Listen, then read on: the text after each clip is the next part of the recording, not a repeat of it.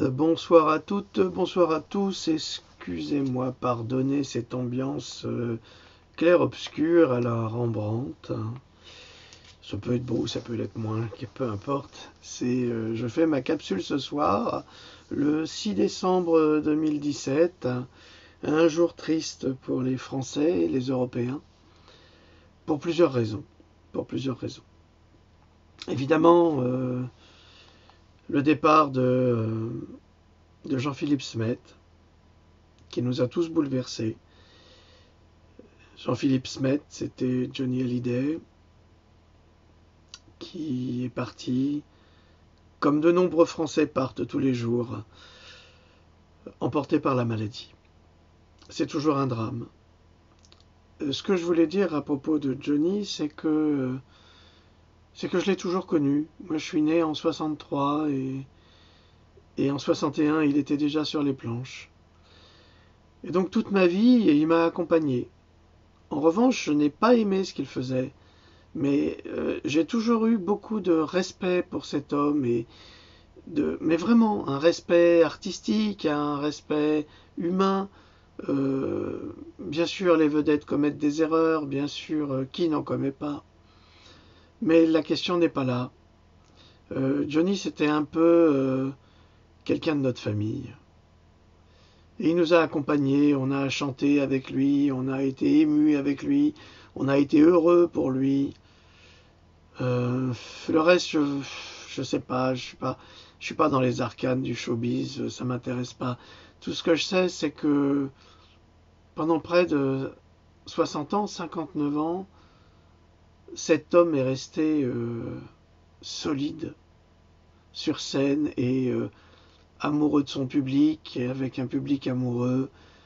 Et c'est, c'est toutes ces deux générations, hein, c'est un demi-siècle de succès. Donc j'en profite pour présenter mes condoléances à toute sa famille, je dis bien toute sa famille, tous ses enfants, euh, à tout le monde, et puis à tous ses fans, parce qu'ils sont désespérés.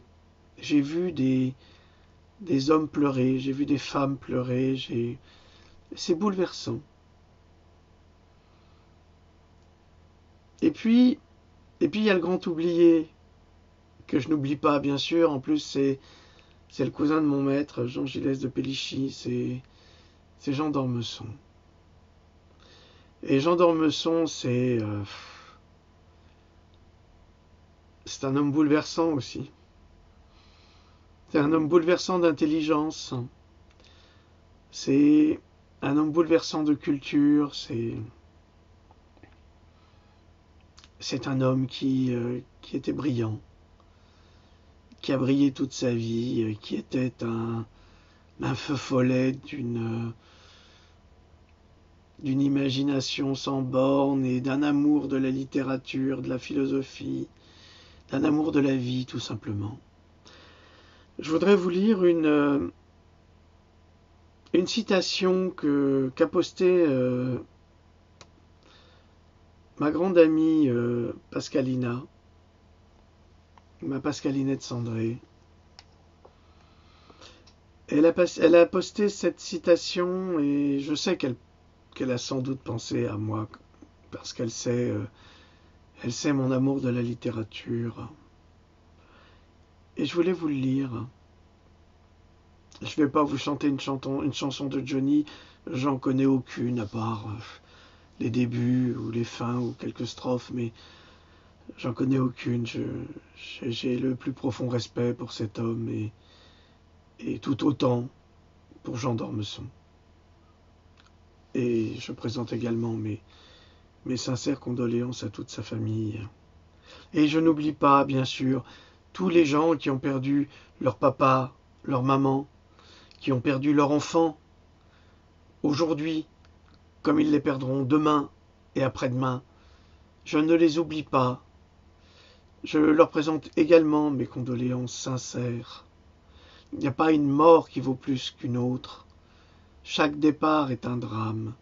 Mais nous nous attachons aux gens et nous n'y pouvons rien. Et j'ai quelqu'un qui m'a fait une remarque qui disait « Oh oui, mais si un tsunami arrivait maintenant, on ne le remarquerait pas. » J'ai répondu que si, on le remarquerait. Mais la mort de Johnny, tout comme la mort de Jean d'Ormesson, ce sont des tsunamis populaires. Et les gens sont bouleversés. Et nous devons respecter ce bouleversement des sentiments. Alors je vais vous lire ce petit passage, tout à fait remarquable. Et souvenez-vous de ce visage, du visage de Jean d'Ormesson qui avait toujours les yeux qui pétillaient malgré ses rides. Souvenez-vous de cet homme aussi, car il le mérite. Résistez. Résistez aux séductions moutonnières de la médiocrité, à l'ignominie des retournements intéressés, au murmure de la lâcheté qui ne recule devant l'effort que pour se trouver tout à coup, mais trop tard, acculé à la tragédie. Résistez, résistez. Gardez par-dessus tout l'amour de la liberté et votre sens critique. Combattez par l'ironie des indignations trop légitimes. Combattez par l'espérance un pessimisme trop justifié. Voilà, c'est merveilleuse citation de Jean d'Ormesson qui va me manquer beaucoup. J'avais toujours plaisir à l'écouter. C'était toujours un grand bonheur d'écouter un homme qui parlait la langue de Racine et de Molière d'une façon aussi volontaire et amoureuse. Et je trouve ça terrible pour nous qui aimons la littérature et les mots d'avoir perdu cet amoureux des lettres. Voilà. Alors maintenant, on va passer dans le vif du sujet. C'est beaucoup plus grave. Enfin non, il n'y a rien de plus grave que la mort d'un être, mais c'est très très grave. Je vais vous lire un tout petit passage d'un article qui a été publié par le Gattestone Institute, écrit par Søren Kern le 6 décembre 2017, Europe 2. Plusieurs millions de migrants sont en route. Un exode africain de proportions bibliques, impossible à arrêter. Alors c'est très important, ce n'est pas contre les migrants, ce n'est pas pour les migrants, c'est pour simplement vous faire comprendre que ceux qui nous dirigent organisent la destruction de tout ce que nous avons connu. Et comme Johnny et comme Jean d'Ormesson, eh bien tout ça va être balayé par ce qui nous arrive. Là, ça arrive. Plus de 6 millions de migrants campent dans différents pays autour de la Méditerranée, en attendant de s'embarquer pour l'Europe, indique un rapport confidentiel du gouvernement allemand transmis au journal Bild. Entre guillemets, tous les jeunes ont des téléphones portables. Ils peuvent voir ce qui se passe dans d'autres parties du monde et cela agit comme un aimant. Michael Müller, directeur du Bureau des Nations Unies à Genève. Je continue. Les mouvements migratoires les plus importants sont à venir. La population de l'Afrique va doubler dans les prochaines décennies. Le Nigeria passera à 400 millions d'habitants. À l'ère numérique de l'Internet et des téléphones mobiles, tout le monde connaît notre prospérité et notre mode de vie. 8 à 10 millions de migrants vont prendre la route. Gerd Müller, ministre allemand du développement. Alors je vous encourage à lire cet article du Gattestone Institute pour savoir à quelle sauce nous allons être mangés. C'est assez terrible ce qui se passe, mais c'est terrible ce qui se passe en Afrique aussi, parce que si les Africains émigrent, comme le disait le président du Ghana, on ne veut pas partir de notre pays. Nous voulons rester dans notre pays pour profiter et jouir de cette richesse et développer nous-mêmes notre terre. Or, ce qui se passe, c'est que nos dirigeants pillent les ressources des pays d'Afrique laisse les Africains dans des conditions d'une pauvreté extrême, et que lorsqu'ils voient les cousins, les frères, les sœurs qui vont en France, même pour nettoyer les toilettes publiques, eh bien, ils ont pour eux plus d'argent que ceux qui vivent sur place. Donc, ils veulent aussi goûter à ce luxe, qui n'est pas un luxe malheureusement, mais c'est notre devoir de réclamer à nos dirigeants de quitter l'Afrique, de laisser l'Afrique aux Africains, comme ceux qui prétendent laisser la France aux Français.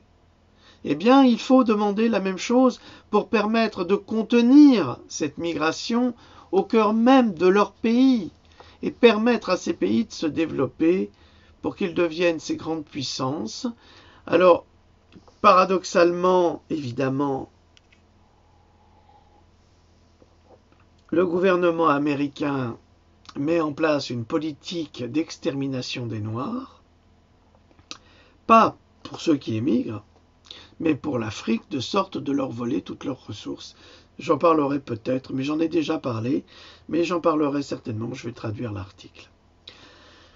Alors, ce soir, nous allons parler de quelque chose d'assez grave. D'assez grave, toujours évidemment en rapport avec les vaccins. Vous savez très bien que c'est mon cheval de bataille. Pas le seul, bien sûr, mais un de ceux-là. Des milliers de personnes souffrent des effets secondaires du vaccin contre le zona et essayent de poursuivre Merck en justice. C'est un article qui a été publié le 27 avril 2017. Comme par hasard, eh bien, vous n'en avez pas eu connaissance, puisque les journaux tels que l'Express, Le Monde, enfin tous ces journaux-là, ne vont pas relayer ce type d'article, puisque ce sont tous des pro-vaccinaux, dont des pro-extermination de la planète, enfin des citoyens de la planète. Donc l'article a été rédigé par Frances Bloomfield. Et alors le zona.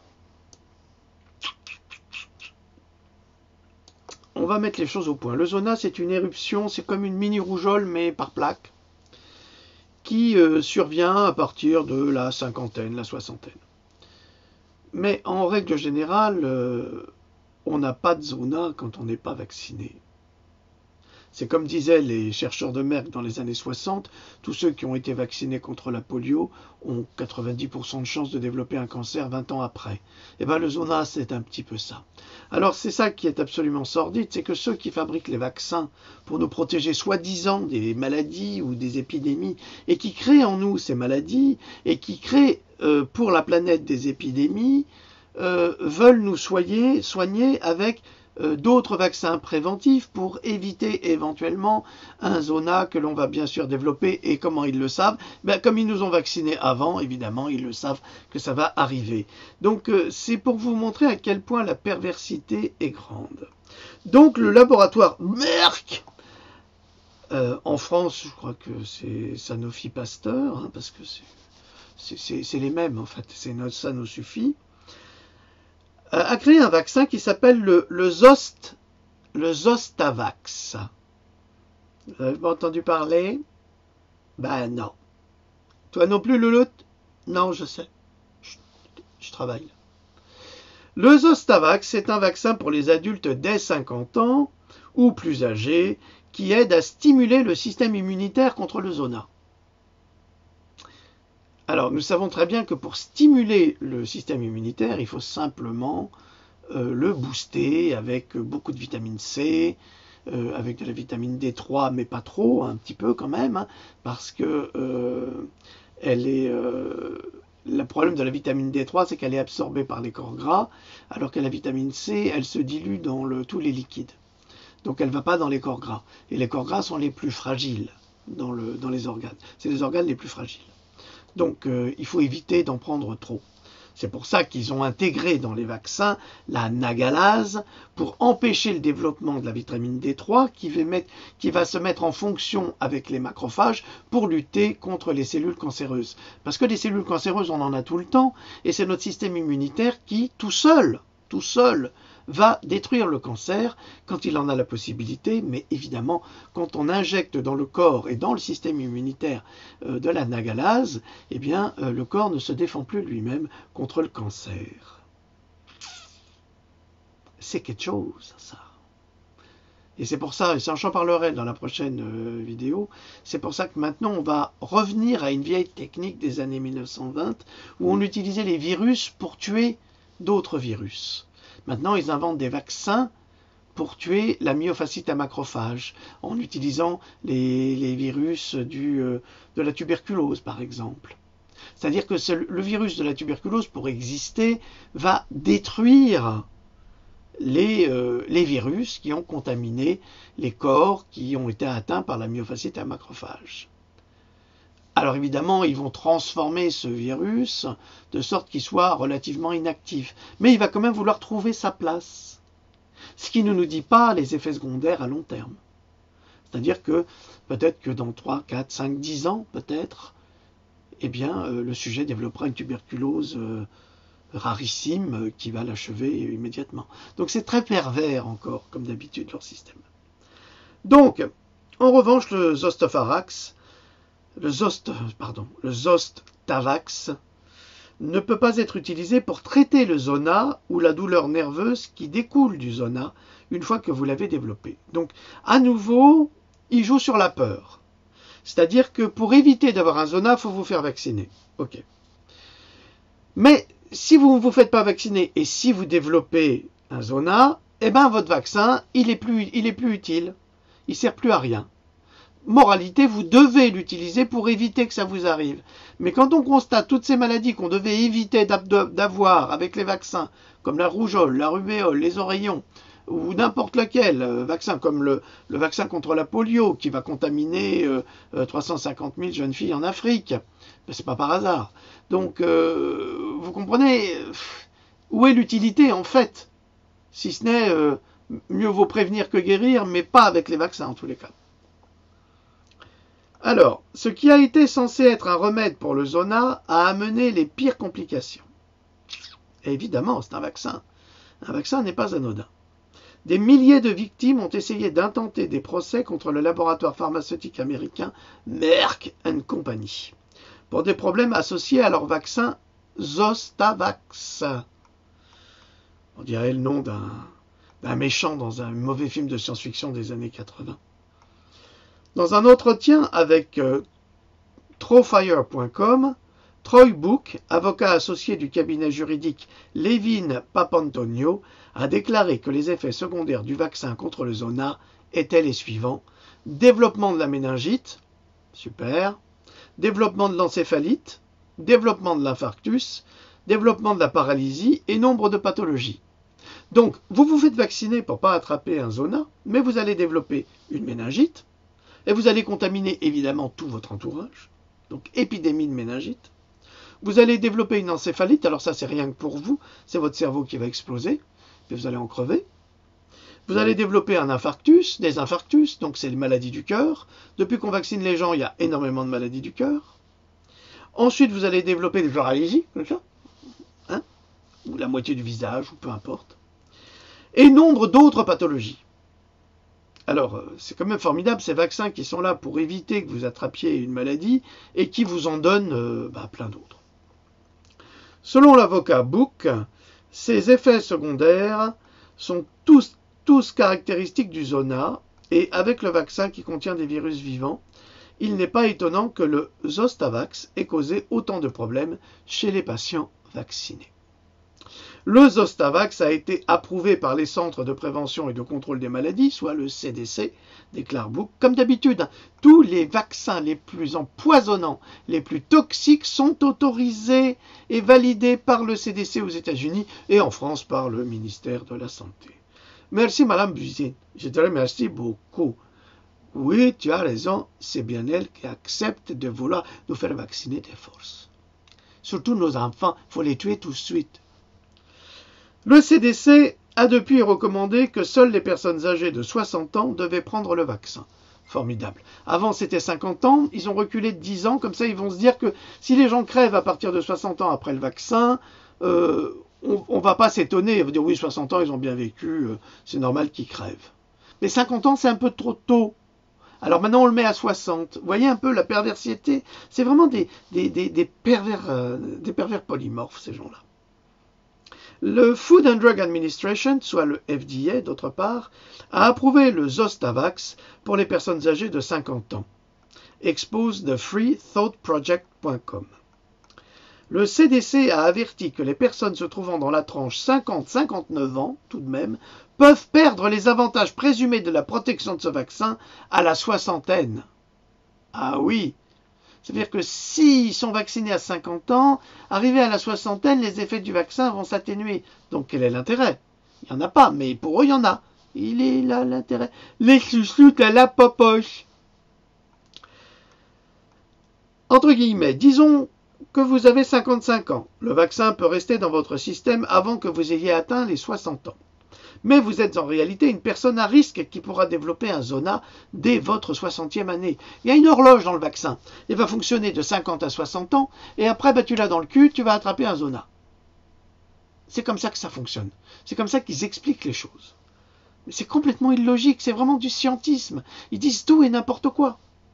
C'est pourquoi le CDC vous recommande de le faire dès 60 ans. Donc on ne veut plus le faire à 50 ans. Non pas parce que on ne veut pas ne pas protéger l'individu, mais en fait, on ne veut pas que l'individu à 50 ans développe tous les effets secondaires qui ont été cités ci-dessus. Vous comprenez? Donc on préfère qu'il les développe à 60 ans. C'est une magouille. C'est un jeu de chaise musicale. Parce que c'est probablement quand vous allez en avoir le plus besoin, a déclaré Book, donc à 60 ans. Ça, c'est le CDC qui déclare ça, et c'est relevé par l'avocat. Selon l'efficacité du vaccin, le CDC a déclaré qu'il a seulement réduit le risque de zona de 51%, faisant sa véritable capacité plus qu'incertaine. Comme d'habitude, comme nous l'avons vu hier avec le vaccin contre la variole, il n'y a aucune garantie de fonctionnement du vaccin et ni aucune efficacité prouvée. Donc ça ne sert à rien si ce n'est les chouchous de la popoche. Cette imprévisibilité est la raison pour laquelle l'avocat Mark J. Byrne, de Mark J. Byrne et partenaires LLP, donc c'est un cabinet d'avocats, ont enregistré des milliers de plaintes qui doivent encore être déposées à Philadelphie. Dans une déclaration à fiercepharma.com, Mark J. Byrne a déclaré que les accidents vaccinaux à travers ce vaccin avaient justement tendance à développer le zona, donc les personnes vaccinées ont tendance à développer le zona, allant jusqu'à provoquer des blessures personnelles sérieuses, comme la cécité, des paralysés aux extrémités des membres, et des dégâts cérébraux pouvant mener jusqu'à la mort. C'est formidable. Mais je trouve ça extraordinaire. On va vous faire des vaccins pour vous protéger. C'est fait pour vous protéger, mais en fait ça va vous faire crever. Et vous n'avez pas encore compris que les vaccins sont des poisons?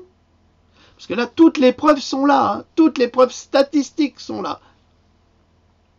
Dans un commentaire supplémentaire, Byrne a déclaré que Merck a échoué lamentablement. Alors, Merck a échoué lamentablement à conseiller et à informer les patients sur les effets secondaires très sérieux et l'échec du vaccin à protéger du zona comme revendiqué dans la publicité et dans les déclarations des médecins qui veulent absolument vous pousser à vous faire vacciner, vous les personnes de 60 ans, les mêmes médecins qui vous feront vacciner également contre la grippe, hein, qui ne sert à rien, nous le savons également. Alors, ça va plaire à mon ami Farida Belhoul. Dans le vaccin contre le zona, hein, donc je n'arrive jamais à retenir le nom de cet odieux vaccin. C'était vrai, c'était radé. Si toi, l'autre ne rigole pas. Le Zostavax. Donc, dans le Zostavax, c'est pas très sérieux, mais j'ai pas beaucoup de mémoire pour tout ça.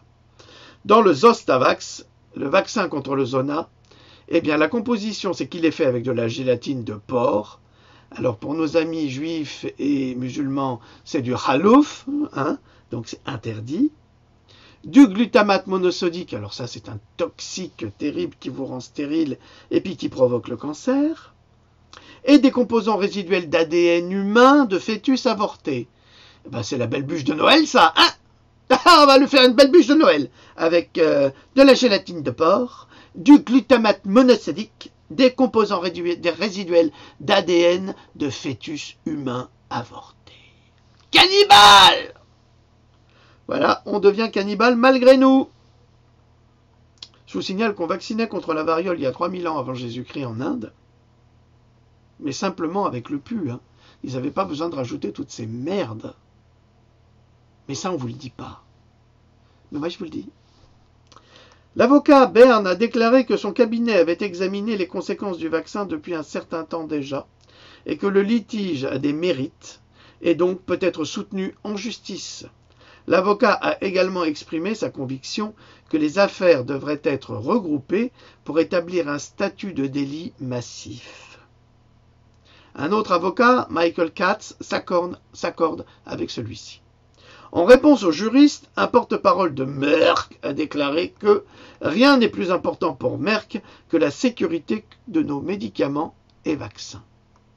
Alors vous notez, rien n'est plus important pour Merck que la sécurité de nos médicaments et vaccins, mais il aurait pu dire rien n'est plus important que la santé publique. Non, il n'a pas dit ça. Il a dit rien n'est plus important pour Merck que la sécurité de nos médicaments et vaccins. Il n'a pas du tout parlé de santé publique. C'est pour vous dire l'intérêt qu'ils ont. Il faut réfléchir avec les choses qui sont induites dans les messages. Mais il préfère parler de ses produits. La santé, en fait, vient au second plan. Alors, si c'est le cas, pourquoi des milliers de personnes éprouvent-elles des maladies associées au vaccin censées les guérir du zona? Et pas que du zona, c'est valable pour tous les vaccins. Parce que le vaccin est fait du même virus que le zona lui-même. Voilà pourquoi ça contamine les gens. Voilà pourquoi, au lieu de renforcer le système immunitaire comme c'est prétendu par le laboratoire Merck, eh bien ça détruit le système immunitaire. Est-ce surprenant que le Zostavax, s'il vous plaît, que le Zostavax cause plus de mal que de bien? Eh bien non. Alors, des faits sur le Zostavax, il a été approuvé par le FDA en 2006, on est en 2017, soit 11 ans plus tard. Il faut toujours 10 ans pour que ça tue pas mal de victimes. En 2016, 10 ans plus tard, le Zostavax a rapporté, allez, je vais vous le donner, 749 millions de dollars au laboratoire Merck. Si ça, c'est pas des enfoirés. Et quand vous êtes malade, vous vous retrouvez dans un lit d'hôpital, c'est pas Merck qui paye, c'est encore Merck qui vend ses saloperies pour tenter de vous soigner ou de vous guérir à l'hôpital. Et ensuite, on vous facture ça. Et ensuite, c'est ça qui crée le trou de la sécurité sociale. Mais quand est-ce que les gens vont attaquer les laboratoires pour leur responsabilité dans les invalides, dans les invalides, vraiment dans les invalidations, j'en sais pas comment je vais pouvoir dire, c'est fatigué, là, j'ai un petit peu de rage là-dedans. Donc, comment est-ce qu'on va pouvoir faire? Qu'est-ce qu'on attend? Pas pour être heureux, mais pour condamner tous ces laboratoires. Je sais pas. Il faut arrêter d'écouter les discours des crétins qui vous disent oui, c'est des gens qui ruinent la France, qui ruinent la sécurité sociale. C'est pas vrai. C'est pas vrai, c'est pas ça, c'est les labos qui ruinent la sécurité sociale. Alors, actuellement, le Zostavax est le seul vaccin contre le zona approuvé aux États-Unis, pour l'instant. Mais comme ils savent qu'il ne marche pas, ils veulent pas approuver un second, comme celui de GSK, GlaxoSmithKline, qui veut créer, lui, un deuxième vaccin contre le zona, appelé Shingrix. Oh, c'est du Shingrix. Oui, c'est beau ça. GSK attend toujours l'approbation du FDA pour leurs médicaments. Je pense que là, ils l'auront pas. Alors, je laisserai les liens. Et puis maintenant, je vais vous donner une petite recette, parce qu'il n'y a pas de raison. Eux, ils vous donnent des recettes pour la grippe, en vous vaccinant contre la grippe et en vous assassinant.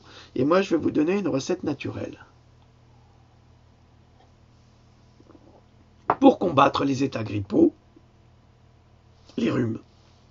Alors, c'est une recette antique, ancienne. C'est une recette de soupe de gingembre et ail qui combat la grippe, le rhume, l'excès de mucus et les infections des sinus. Je vous donnerai les liens. Alors, ce fantastique article a été rédigé par Sarah Biren, une femme boulanger, cuisinière, auteure et blogueuse ou blogueur vivant à Toronto, au Canada. Nous vous encourageons à découvrir son site web https://thecreativepalati.com, mais je vous donne les liens. L'hiver vient d'arriver, évidemment, cela signifie que la saison de la grippe est en éveil. Bien sûr, on a rendez-vous avec la grippe. Les laboratoires s'arrangent bien pour la diffuser à travers les chemtrails, les nuages, comme ça. Bon, on fait ça depuis les années 50. Regardez ce qui s'est passé à Pont-Saint-Esprit. Quand les Américains, la CIA, a balancé du LSD sur cette petite ville de Pont-Saint-Esprit, et ça a rendu les gens complètement fous. Ça marche très bien. Très, très bien. Alors, avec le changement de température et l'air froid, plus favorable au transport des microbes et des germes pathogènes, beaucoup d'entre nous se sentent déjà diminués. Peut-être certains d'entre nous reniflent. Pas ça, non, pas ça. Non, le renifle, le gros nez, là, le gros nez, le gros rhume, là. Oui, vous avez une verrue sur le nez, là. Oui. Tandis que d'autres ont mal à la gorge. C'est parce que j'ai mal à la gorge, moi. Souvent, ces symptômes ne sont pas assez forts pour nous faire manquer un jour de travail. Ah, pas de chance. Afin de se reposer, mais ils sont tout de même une pénible nuisance. Chacun en conviendra. Au lieu de souffrir durant la journée, essayez de cuisiner cette recette de soupe qui peut stimuler votre système immunitaire et soulager vos symptômes. Ah, Jean-Dreux qui nous parle de soupe, mais alors, c'est quoi la recette? Mais ça vient, tu te calmes un peu, hein? Alors, je vais vous donner quand même d'abord les bénéfices santé de l'ail. Alors, essayez d'acheter de l'ail chez votre primeur, de l'ail bio, sinon il vient de Chine et traité... bref, passons. Alors, l'ail contient de l'allicine, un composé que l'on connaît pour être un antimicrobien, antiviral, antimycosique et pour avoir des propriétés antioxydantes. Il affecte également l'organisme en baissant et en régulant la tension. Alors pour ceux qui ont des problèmes de tension et à qui on donne des médicaments pour réguler ça, alors pour la tension, un avocat par jour, une salade verte et des noix, ça régule la tension. Maintenant, vous savez, avec de l'ail, une gousse d'ail, vous mettez ça avec du miel, un peu de jus de citron, ça passe très bien. Et ben, vous n'aurez plus besoin de prendre des médicaments pour la tension qui vont fatiguer vos reins. Bon, ça, on ne va pas vous le dire. Hein. Il ne faut pas dire ça. Faut pas dire ça. Mais pourtant, c'est marqué. Hein. Qu'est-ce qui fait aussi l'ail? Il affecte également l'organisme en baissant et en régulant la tension, en supportant le système digestif, le système immunitaire, pas comme les vaccins qu'on a vus tout à l'heure, hein, en le renforçant vraiment, et le système circulatoire. Donc vous avez des problèmes de varices, tout ça, bouffez de l'ail. Et puis si vous sentez l'ail, eh ben vous emmerdez tout le monde, au moins vous mourrez vieux. Si vous n'êtes pas un fan de l'ail dans votre nourriture ou dans votre vie quotidienne, eh bien vous pouvez toujours acheter des pastilles d'ail qui sont lyophilisées et qui sont dénuées de l'odeur. Ça sera peut-être un peu moins fort, moins naturel. Alors souvent on vous disait que l'ail, il fallait enlever le germe vert de l'ail, mais c'est drôle parce qu'il y a de nouvelles études qui prouvent que, au contraire, il faut préserver et il faut manger ce germe vert. Pourquoi? Parce qu'il décuple la force, les capacités de l'ail lui-même. Alors je vais vous donner l'ail en 9 points. Ça régule l'hypertension, ça combat les allergies, ça diminue la plaque et l'encombrement des artères, ça règle les niveaux de glycémie dans le sang, c'est-à-dire le niveau de sucre dans le sang, ça détruit et expulse les parasites intestinaux nuisibles, ça réduit l'inflammation. Quand vous êtes en inflammation, comme moi en ce moment, j'ai pris beaucoup d'ail à cause de ma dent qui me fait terriblement souffrir. Ça limite la prise de poids. Ah, c'est pas parce que je ne le montre pas que je ne souffre pas. Ça traite le mal de gorge et calme les infections des voies respiratoires supérieures. Pour le mal de gorge, si vous rajoutez du jus d'ananas, parce que dans le jus d'ananas, il y a des éléments qui aident à guérir justement les maux de gorge. Donc n'hésitez pas. L'ail est une source vitale de vitamines, c'est dans Pandora d'ailleurs. L'ail est une source vitale de vitamines et de substances nutritives qui peuvent combattre les symptômes de la grippe et du rhume. Ça vous embouche un coin de comprendre qu'en fait vous avez des antibiotiques à la maison, des molécules extrêmement efficaces. Et si vous les prenez au quotidien, vous ne tombez pas malade. Des chercheurs ont réalisé une étude durant 12 semaines, en double aveugle, contrôlée par placebo évidemment, testant la puissance de l'allicine, donc qui se trouve dans l'ail, en poudre sur des symptômes de rhume. Les résultats ont montré que l'allicine a réduit les symptômes par plus de 50%. Donc là-dessus, on peut rajouter aussi d'autres choses qui vont venir, comme le gingembre. Maintenant, nous allons parler du bénéfice santé du gingembre. Le gingembre a été utilisé pendant des millénaires pour guérir des rhumes, des fièvres, des problèmes digestifs et autres pathologies. C'est également un anti-inflammatoire puissant et efficace dans le traitement de l'arthrite et, j'ajouterais, dans le traitement du cancer. Eh oui, eh oui. Nombre d'études ont prouvé son efficacité dans le traitement de la nausée et des vomissements. Partez en voyage, les gosses vomissent, vous leur donnez du gingembre confit, ça ira mieux. Elles ont prouvé que le gingembre est un antioxydant, possédant des propriétés antimicrobiennes et antimycosiques qui sont utiles dans la guérison des symptômes de grippe et de rhume. Alors, la soupe ail-gingembre, un agent de lutte contre la grippe. Nous allons y venir. Alors, c'est une recette qui a été publiée par eTrust Natural Cures, qui combine ces deux super aliments dans une soupe et qui doit nécessairement soulager les symptômes de rhume, de grippe et d'infection des sinus. Alors évidemment, je devrais être dans ma cuisine à vous faire ce repas, mais non. Alors, la liste des ingrédients, notez bien. 4 oignons verts finement coupés. Excusez-moi, 50 g de racines de gingembre râpées, 2 gousses d'ail finement coupées, 2 gousses ou plus, 7 tasses de bouillon de poulet bio ou de bouillon végétal pour les végétaliens, les véganes, un piment moyen finement tranché. Alors là j'entends, ouais là j'aime pas ça, ouais le piment j'aime pas ça, j'aime pas ça. Eh ben fais-toi vacciner si t'aimes pas ça, fais pas chier, putain c'est pas vrai. Ça vous évite les vaccins, c'est des produits naturels. Faites un effort. Toujours des grognons quelque part. C'est vrai, les gens ne sont jamais contents. Qu'est-ce que j'ai pas entendu là pour la mort de Johnny? Ouais, pourquoi on parle de lui? Parle pas. Hé, ta gueule! Ta gueule! Il y en a marre à la fin. Alors, la recette. Petit 1. Placez les oignons, l'ail et le gingembre dans une grande casserole et faites doucement revenir à feu doux durant 2 minutes. Alors vous rajoutez un corps gras, soit de la graisse de coco, soit de l'huile d'olive, soit c'est tout, parce que les autres c'est souvent en GM. 2. Ajoutez le bouillon et portez la soupe à ébullition. Laissez bouillir doucement, 3, jusqu'à ce que tous les ingrédients soient adoucis ou ramollis. N'ajoutez que le piment finement coupé 5 minutes avant de servir avec du pain dur et croustillant dans la soupe. On va faire à l'ancienne.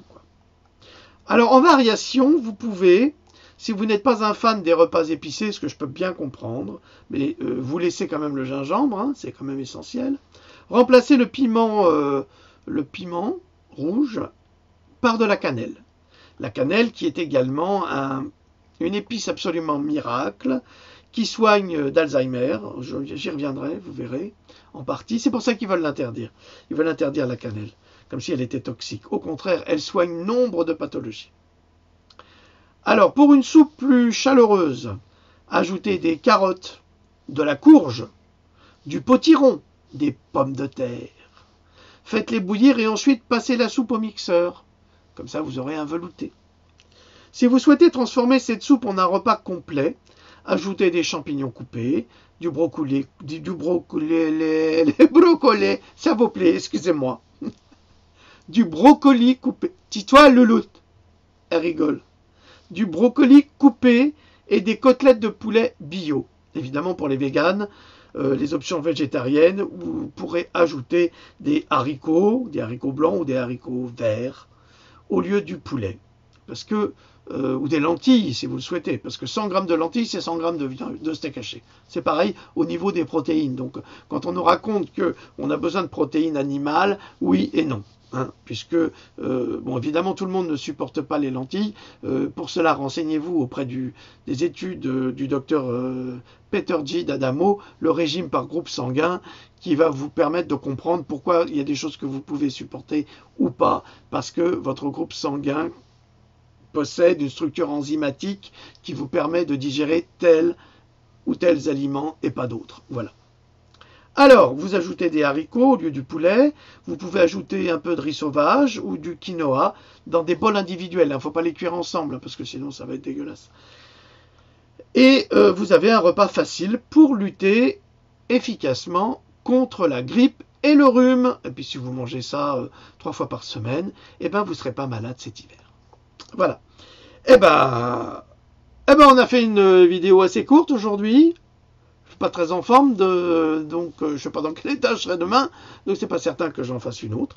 Et puis voilà. Alors je vous souhaite une très très bonne nuit. Si vous me voyez demain matin, un petit bonjour à tous. Et puis n'en veuillez pas, je vous en prie, à ceux qui ont été bouleversés par le départ de nos amis Jean-Philippe Smet et Jean d'Ormesson. Hein, ils ont fait partie de nos vies et nous pleurons leur départ. Voilà, je vous remercie de m'avoir écouté, de m'avoir suivi, comme d'habitude, et puis je vous dis à bientôt.